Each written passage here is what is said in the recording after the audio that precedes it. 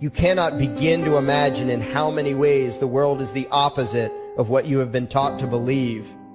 You see the guy who sells drugs to willing customers so he can feed his family as the scum of the earth, while you see the hypocrite who gives away stolen money in the name of government as a saint.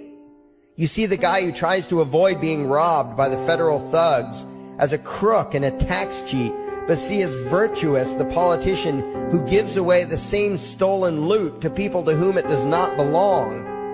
You see the cop as a good guy when he drags a man away from his friends and family and throws him in prison for 10 years for smoking a leaf.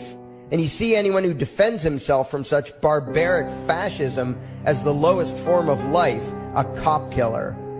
In reality, most drug dealers are more virtuous than any government social worker, and prostitutes have far less to be ashamed of than political whores, because they trade only with what is rightfully theirs, and only with those who want to trade with them. The upstanding, church-going, law-abiding, tax-paying citizen who votes Democrat or Republican is far more despicable and a bigger threat to humanity than the most promiscuous, lazy, drug-snorting hippie. Why? Because the hippie is willing to let others be free, and the voter is not. The damage done to society by bad habits and loose morality is nothing compared to the damage done to society by the self-righteous violence committed in the name of the state. You imagine yourselves to be charitable and tolerant when you are nothing of the sort. Even the Nazis had table manners and proper etiquette when they weren't killing people. You think you're good people because you say please and thank you? You think sitting in that big building on Sunday makes you noble and righteous?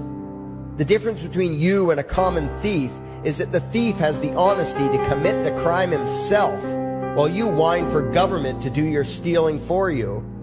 The difference between you and the street thug is that the thug is open about the violence he commits, while you let others forcibly control your neighbors on your behalf. You advocate theft, harassment, assault, and even murder, but accept no responsibility for doing so. You old folks want the government to steal from your kids so you can get your monthly check. You parents want all your neighbors to be robbed to pay for your kids' schooling. You all vote for whichever crook promises to steal money from other people to pay for what you want. You demand that those people who engage in behaviors you don't approve of be dragged off and locked up, but feel no guilt for the countless lives your whims have destroyed. You even call the government thugs your representatives, and yet you never take responsibility for the evil they commit. You proudly support the troops as they kill whomever the liars in D.C. tell them to kill, and you feel good about it. You call yourselves Christians or Jews or claim to follow some other religion, but the truth is what you call your religion is empty window dressing. What you truly worship, the God you really bow to, what you really believe in is the state. Thou shalt not steal, thou shalt not murder, unless you can do it by way of government. Then it's just fine, isn't it? If you call it taxation and war, it stops being a sin, right? After all, it was only your God that said you shouldn't steal and murder, but the state said it was okay.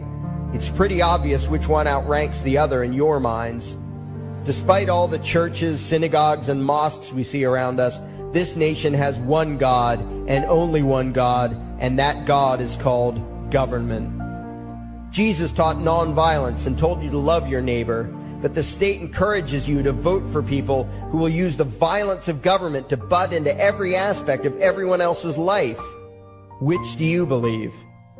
To those about to stone a woman who had committed adultery, Jesus said, "Let him who is without sin cast the first stone." But the state says it's perfectly fine to lock someone up if they do something you find distasteful, such as prostitution. Which do you believe?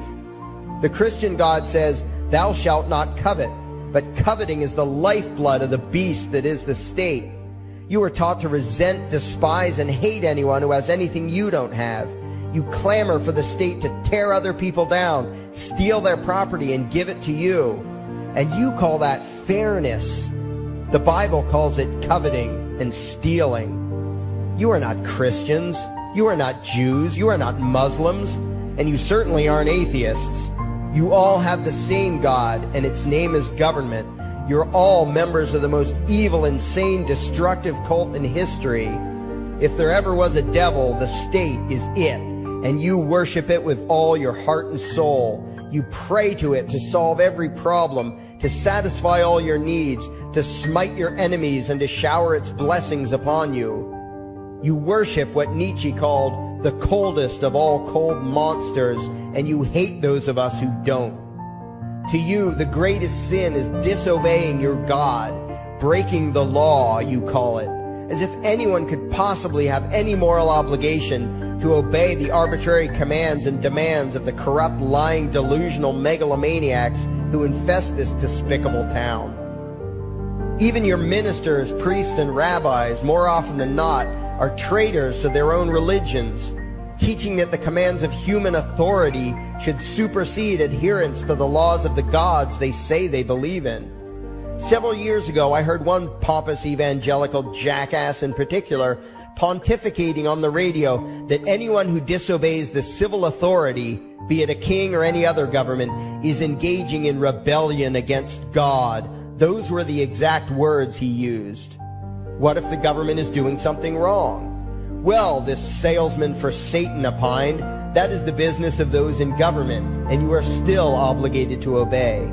Everywhere you turn, be it the state or the church, the media or the schools, you are taught one thing above all else, the virtue of subjugating yourselves to mortals who claim to have the right to rule you. It is sickening the reverence with which you speak of the liars and thieves whose feet are so firmly planted on your necks. You call the congressmen and the judges honorable, and you swoon at the magnificence of the grandiose halls they inhabit, the temples they built to celebrate the domination of mankind.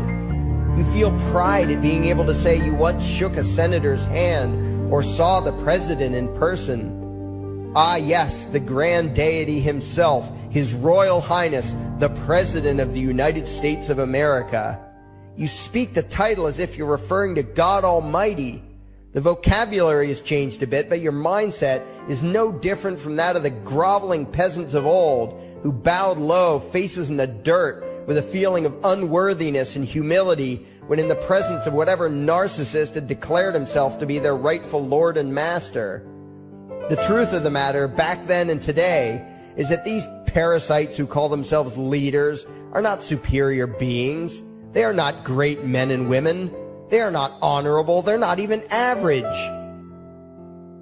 The people who earn an honest living, from sophisticated millionaire entrepreneurs to illiterate day laborers doing the most menial tasks you can imagine, those people deserve your respect. Those people you should treat with courtesy and civility. But the frauds who claim the right to rule you and demand your subservience and obedience, they deserve only your scorn and contempt. Those who seek so-called high office are the lowest of the low. They may dress better, have larger vocabularies, and do a better job of planning out and executing their schemes, but they are no better than pickpockets, muggers, and carjackers. In fact, they are worse, because they don't want to rob you of just your possessions. They want to rob you of your very humanity, deprive you of your free will, by slowly leeching away your ability to think, to judge, to act, reducing you to slaves in both body and mind. And still you persist in calling them leaders.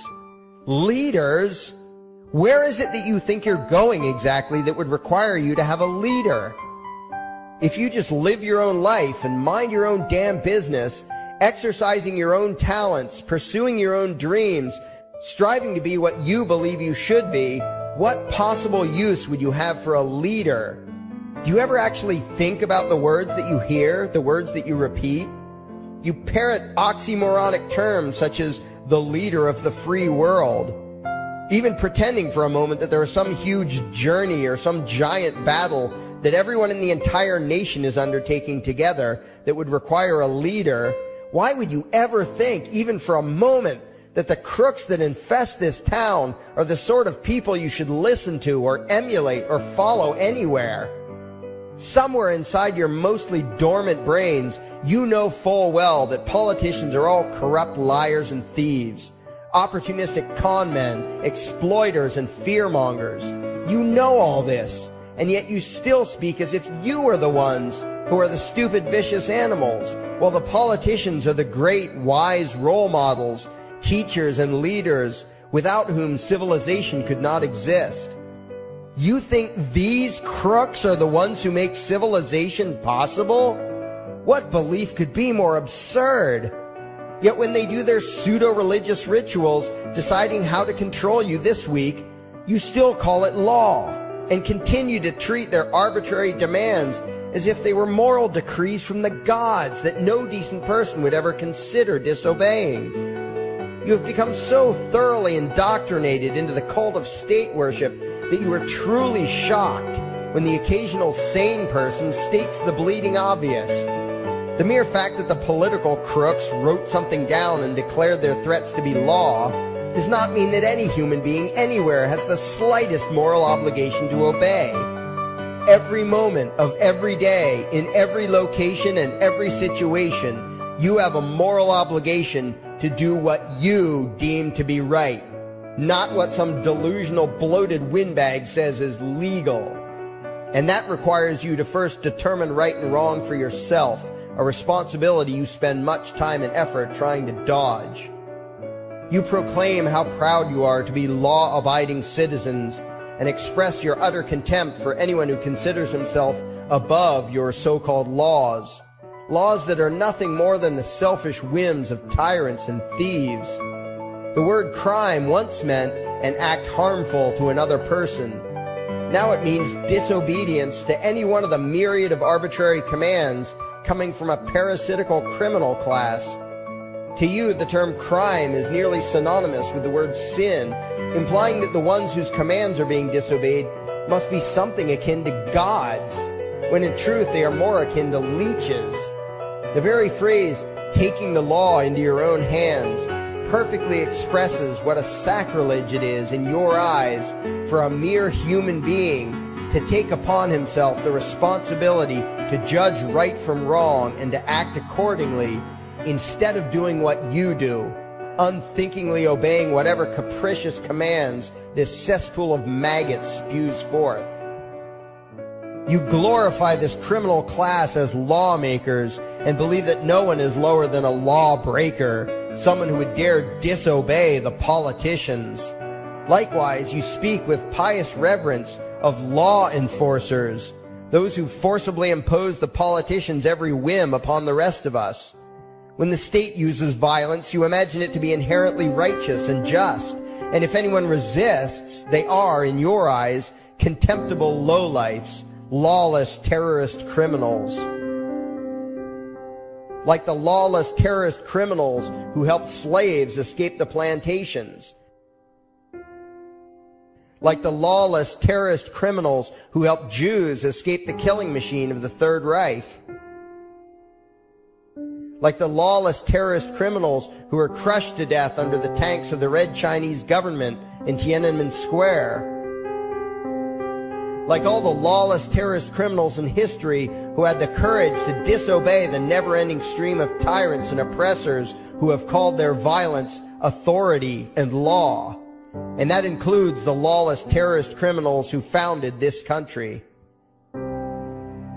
Everything you think you know is upside down, backwards, and inside out. But what has to take the cake, the height of your insanity, is the fact that you view as violent terrorists the only people on the planet who oppose the initiation of violence against their fellow men.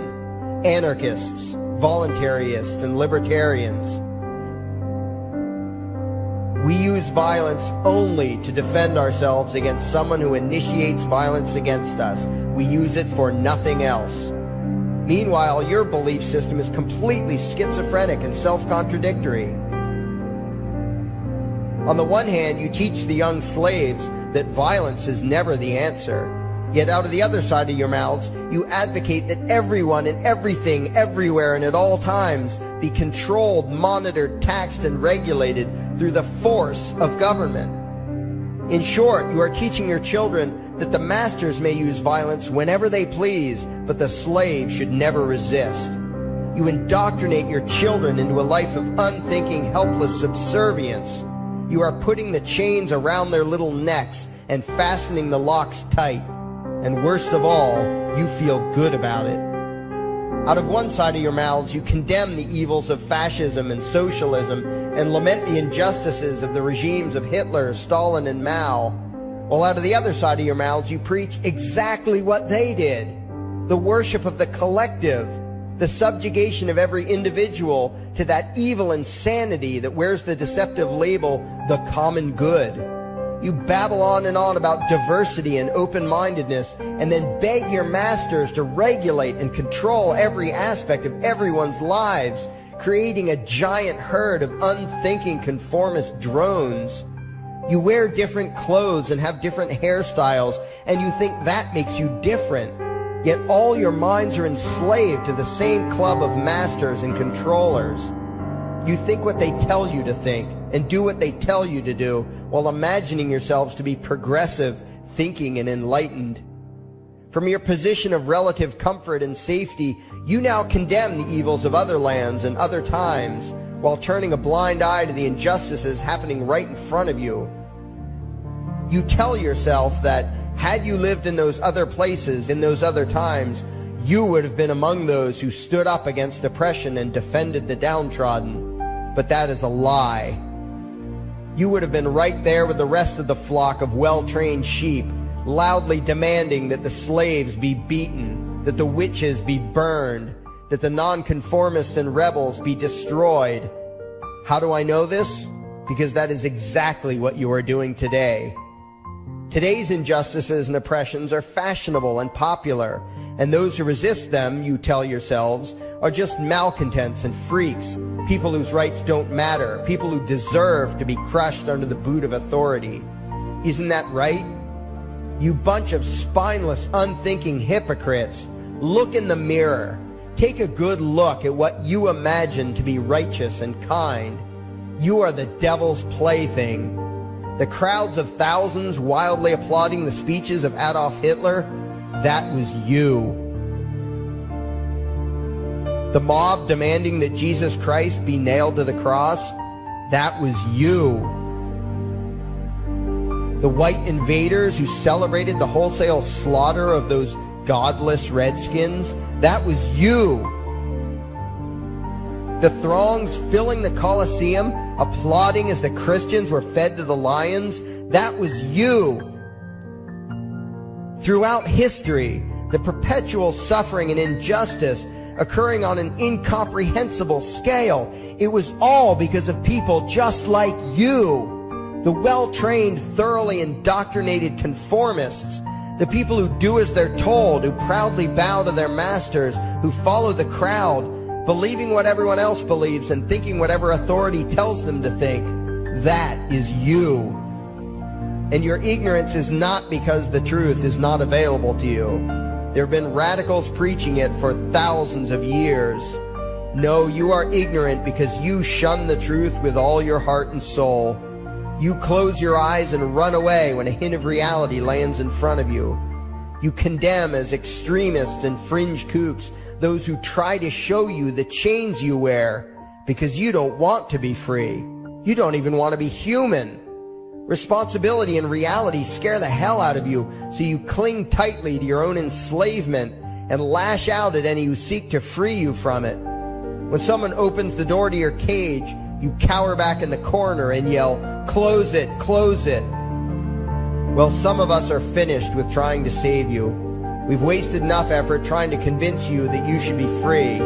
All you ever do is spout back what your masters have taught you, that being free only leads to chaos and destruction, while being obedient and subservient leads to peace and prosperity. There are none so blind as those who will not see. And you nation of sheep, would rather die than see the truth.